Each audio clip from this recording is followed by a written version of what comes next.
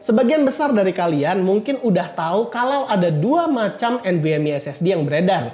Ada NVMe Gen 3 dan juga NVMe Gen 4. Kalau NVMe Gen 3 itu bahkan ada dua macam, ada X2, ada X4, dan itu udah beredar cukup lama lah. Nah, yang baru atau bisa dibilang nggak terlalu baru lah, itu adalah NVMe Gen 4 yang waktu itu launching di tahun 2019 bersamaan dengan AMD Ryzen 3000 series. Dan pada saat itu gue inget banget kalau mereka adalah satu-satunya prosesor dan motherboard yang support dengan PCIe Gen 4, mau itu VGA atau itu SSD. Dan kita inget banget waktu itu semua marketing AMD itu sangat-sangat disandingkan dengan PCIe Gen 4 tersebut. Saking dia doang yang bisa support, kayak kerasa kayak eksklusif gitu. Bahkan pada saat itu aja Intel kalau nggak salah nge-launching yang 10 gen-nya mereka dengan motherboard Z490 itu masih belum support dengan PCIe Gen 4. 10 gen-nya dia udah belum support, tapi Z490-nya udah support. Barulah di 11 gen baru dua-duanya bisa support dengan PCIe Gen 4. Makanya masih langka banget gitu prosesor yang bisa support dengan PCIe Gen 4. Dan selain itu PCIe Gen 4 SSD juga masih mahal banget. Kita inget waktu itu kalau nggak salah SSD pertama yang udah support PCIe Gen 4 baru Corsair, dan itu adalah Corsair MP600 yang kita pertama kali ngelihat di Computex 2019. Dan kita juga nggak ada ngerasa kalau oh ini nanti kita bakal pakai SSD kayak gini nih nanti untuk daily driver. Itu masih belum kebayang karena waktu itu masih mahal banget dan prosesor yang support juga masih yang mahal-mahal. Jadi kita juga nggak ada kepikiran lah buat pakai SSD yang sekencang itu. Itu tahun 2019 dan 2020 kalau nggak salah. Nah, di tahun 2022 udah banyak yang berubah.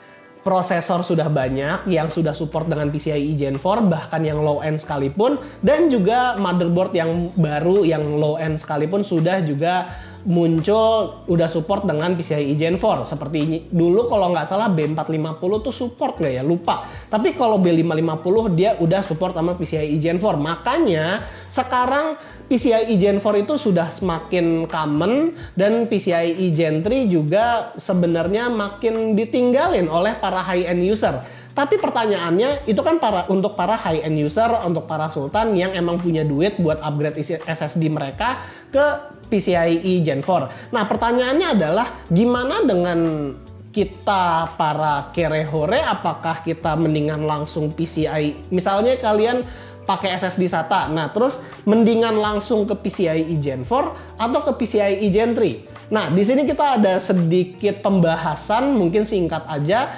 tapi ingin memberitahu ke kalian siapa sih yang sebenarnya cocok untuk pakai PCIe Gen 3 dan siapa aja yang cocok untuk pakai PCIe Gen 4. Dan di sini kita ada perwakilannya. PCIe Gen 4 itu akan diwakilkan oleh Cleve Crush C920 yang ukurannya 2 tera, dan untuk yang PCIe Gen 3 akan diwakilin sama Cleve Crush C720, dan ini size-nya 1 TB, 1 2 TB sih, tapi ya overall ini masih sama lah.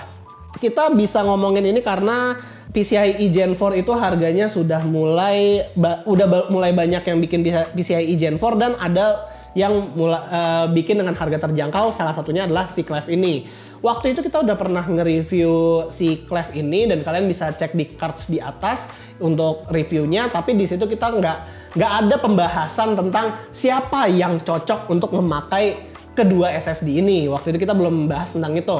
Nah, kita ngomongnya langsung ke harga pasar aja. Jadi kalau misalnya di pasaran, Cleve Crush C920 ini dia itu ada di harga 3,15 juta untuk yang 1 terabyte-nya, sementara untuk yang C720 1 terabyte-nya itu ada di 2,15 juta. Jadi kedua SSD ini yang size-nya sama-sama 1 tera itu ada di harga yang bedanya itu 1 juta. Nah, di 1 juta itu bedanya apa aja sih? Jujur aja kita waktu pas nge-review kita sama-sama udah pakai kedua SSD ini dan dua-duanya itu udah kita pakai menjadi bootable drive-nya, dan kita juga udah main game di kedua SSD ini. Dan jujur aja saat booting Windows dua-duanya sama-sama cepet. Pas lagi main game loadingnya juga sama-sama cepet. buka file, buka aplikasi, buka apapun yang emang works buat apa ya, buat productivity juga sama-sama cepet. Jadi bedanya di mana? Nah, kalau misalnya kita ngomongin angka, secara angka di Crystal Disk Mart, memang si C720 ini dia mempunyai speed 3500 MB per second, sementara yang C920 udah sampai 7000-an MB per second atau 7 GB per second. Bisa dibilang ini speednya 2 kali lebih cepat. Tapi itu hanya angka. Crystal Disk Mart itu hanya angka, dan di real world pasti nggak akan sesimpel itu karena banyak faktor yang mempengaruhi speed SSD ini. Ini hanya speed yang speed maksimal yang ada di dalam Crystal Disk Mart aja. Nah, kalau misalnya saat kita coba karena kita nggak mungkin bisa ngomongin boot Windows dan juga booting game karena itu udah sangat cepat dan itu nggak terlalu ngaruh. Paling ngaruhnya juga cuma 2 detik dan itu tidak akan memberikan perubahan signifikan pada hidup kalian. Tapi kita akan ngomongin saat dia itu udah transfer file yang size-nya itu udah gede-gede. Misalnya, di sini kita mencoba waktu pas review itu adalah mengcopy game filenya si Red Dead Redemption 2 yang ukurannya itu mungkin kalau nggak salah udah sekitar 90 gigaan. Nah, itu kita transfer. Kalau yang si C920 ini dia bisa 1 menit 4 detik aja waktu pas size-nya itu masih 12%. Sementara C720 saat size-nya masih 12% itu ada sekitar 2 menit 52 detik. Jadi iya ya, sama ya sebenarnya, sama hampir setengahnya ya sebenarnya. Nah, cuman itu adalah file yang 90 GB yang satu menit, yang satu lagi udah hampir 3 menit. Itu hampir 3 kali lipatnya lah ya, 3 kali lipat kurang lah. Jadi 2,5 kali lipat lebih kencang misalnya. Nah, itu adalah saat kita mengcopy file aja. Kalau misalnya dia itu dan itu mengcopy filenya dari SSD yang A ke SSD yang A lagi ya. Jadi di tempat yang sama. Itu benar-benar speednya seperti itu. Kalau misalnya kita pakai misalnya hard drive atau misalnya pakai flash disk yang speednya nggak sekencang itu, pastinya speed dari pengcopy file itu juga nggak mungkin sekencang itu. Pasti akan ada bottleneck di salah satu drive-nya. Nah, pertanyaannya adalah kalau misalnya kita memang bisa mendapatkan file copy sampai 2,5 kali lebih cepat, apakah itu akan berpengaruh ke kehidupan kita sehari-hari? Nah, itu akan balik ke penggunaan kalian juga. Kalau kalian hanya seorang gamer atau menggunakan komputer itu untuk produktivitas ringan, atau juga mungkin creator yang tapi size videonya itu nggak terlalu gede-gede banget, kita masih menyarankan PCIe Gen 3 aja untuk kalian, karena kalau misalnya kalian buat main game dan buat booting Windows itu perbedaan speednya dengan PCIe Gen 4 paling hanya sekitar 2-3 detik. Dan juga loading time itu nggak akan terlalu beda antara PCIe Gen 3 ke Gen 4. Tapi yang kalau misalnya dari SATA SSD itu baru beda banget. Kalau misalnya kalian juga masih adalah seorang creator yang mungkin nggak terlalu yang berat-berat banget dan mindahin file itu paling hanya dari SD card ke SSD, dari SSD dibikin videonya baru nanti diarsip ke hard drive, kita juga masih menyarankan PCIe Gen 3 karena PCIe Gen 3 itu juga speednya bakal terbottleneck sama speed si SD card dan juga hard drive yang kalian gunakan tadi. Terus juga kalau misalnya PCIe Gen 3 itu perbedaan harganya masih agak jauh, 1 juta itu masih agak jauh lah dengan PCIe Gen 4 yang dimana kalau kalian hemat uangnya bisa buat beli yang lain gitu. Jadi kita masih menyarankan untuk kalian menggunakan PCIe Gen 3. Tapi kalau misalnya kalian adalah seseorang yang mungkin produktivitasnya itu udah berat, mungkin kalian adalah seorang creator atau seseorang yang filenya itu udah gede banget, udah sampai ratusan giga, dan kalian mungkin punya 2 SSD yang untuk tempat penyimpanannya.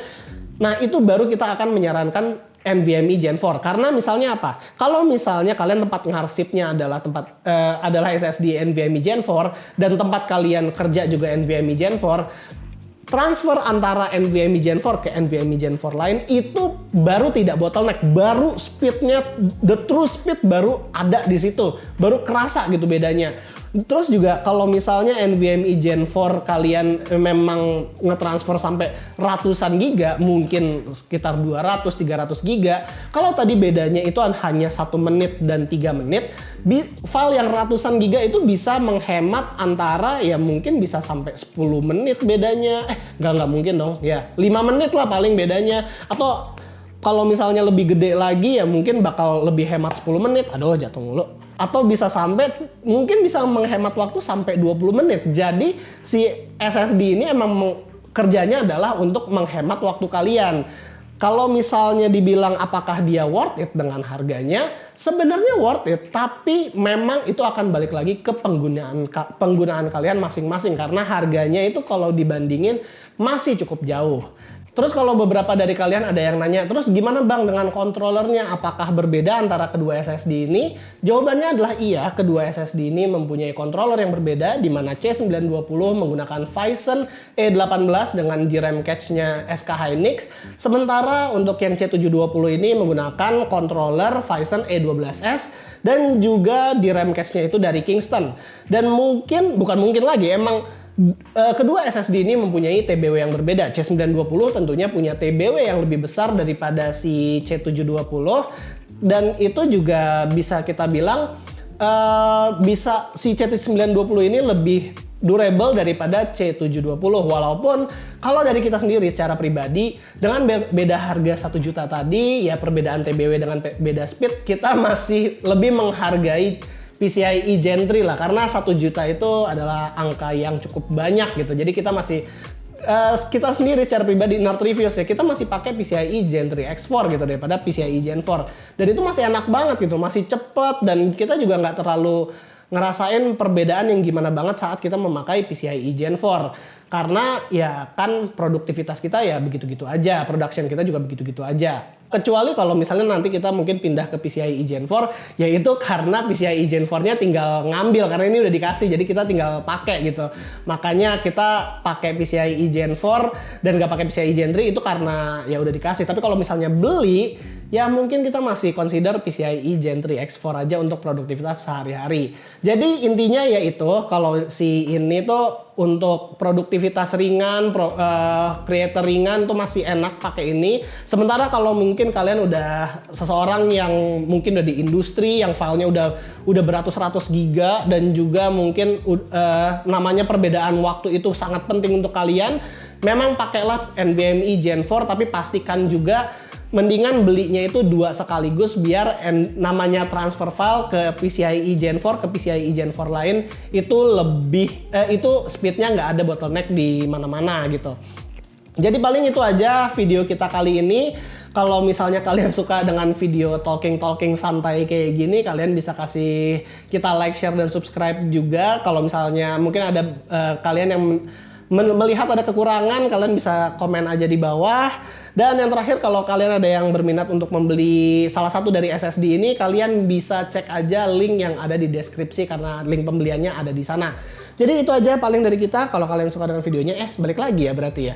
Oke, jadi di sini gua Rizky. Always stay safe and stay healthy.